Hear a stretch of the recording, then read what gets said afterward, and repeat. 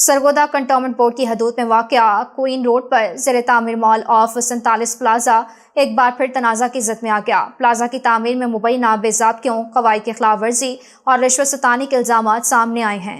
ताहम cantonment board इंतज़ामिया ने तमाम इल्ज़ामात मुस्तरद करते हुए मौक़िफ़ इख्तियार किया है कि खिलाफ वर्जी पर कानून के मुताबिक जुर्माना आयद किया गया और गैर कानूनी तामीर को मस्मार भी कर दिया गया है। सरगोदा में क्वीन रोड पर वाक़या मॉल ऑफ 47 प्लाजा की तामीर से मुतालिक नए इल्ज़ामात सामने आए हैं। दरख्वास्त गुजारों का दावा है कि प्लाजा की तामीर मुकर्ररा हद से तजावज़ करते हुए की गई और इस सिलसिले में मुबैना तौर पर रिश्वत के जरिए क़वाइद व ज़वाबित के खिलाफ वर्जी की गई।